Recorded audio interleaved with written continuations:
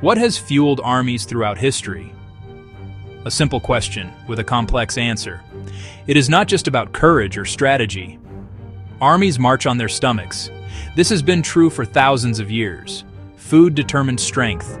Food determined morale. Food determined victory. From the first organized forces in ancient Mesopotamia to today's high-tech armies, feeding troops is a central challenge. This is the story, era by era. The history of rations is a timeline of ingenuity. It tracks how we preserve, how we transport, and how we distribute under fire. An organized army is more than a mob with weapons. It requires structure, command, discipline, and a system for supplies.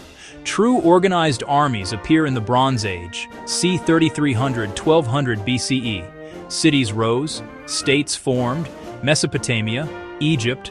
Power required professional soldiers. What did they eat? Agricultural staples. Grain was the foundation.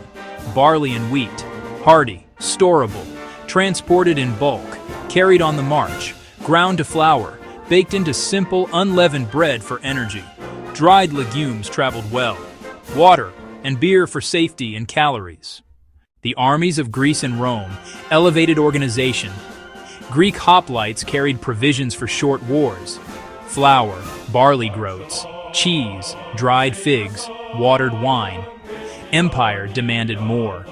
Rome made food its backbone. Wheat, frumentum, was cornerstone. Issued as grain, not bread. Each man ground his own flour, hard work, fresher, less spoilage. Baked as panis militaris or cooked as pulse. Supplemented with oil, sour wine, salt, cheese, salted meats. Roads, forts, and granaries formed a network of supply. Convoys and ships moved food from heartland to frontiers. Remote legions ate by state guarantee. Logistics sustained garrisons for centuries. Rome conquered with supply as surely as with steel. With Rome's fall, state logistics collapsed. Warfare fragmented. Lords raised temporary armies without permanent supply. Feeding troops became a daily crisis. No depots. No corps of logisticians. Simple bread and thick pottage, oats, barley, peas, beans, roots, whatever was at hand. Protein came salted and tough. Ale and beer were safer than water. Armies relied on foraging and plunder, trailed by wagons, merchants, camp followers. Marches devastated countryside. Movement followed food more than strategy.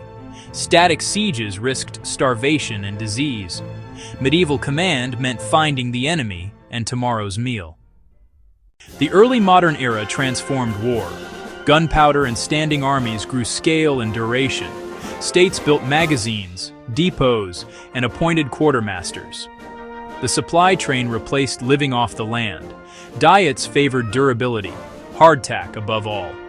Flour and water baked and baked again, bone dry, nearly indestructible. Softened by water, coffee, or stew. Often infested, yet essential calories. Salted meats were tough, salty, boiled for hours to eat. Legumes and rice bulked out the pot. Regimental kitchens improved consistency, not variety. Preserved foods lacked vitamins. Scurvy stalked armies and fleets. Slow wagons invited disaster. Missed convoys crippled campaigns. The 1800s brought a scientific revolution. Canning by Nicholas Appert. Airtight, heat-processed foods kept for months or years. Game changer. Early adoption paired cans with old staples. World wars industrialized rations and supply. Kitchens went mobile, feeding near the front. Standard rations met calorie and nutrient minimums. Bully beef, biscuits, jam. Packaged meals added variety and energy.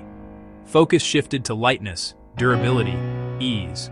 MREs, foil pouches that survive drops, heat, cold, and time. Entree, sides, crackers, spreads, dessert, drink, hot anywhere. Today, rations are tuned to climate, performance, and taste.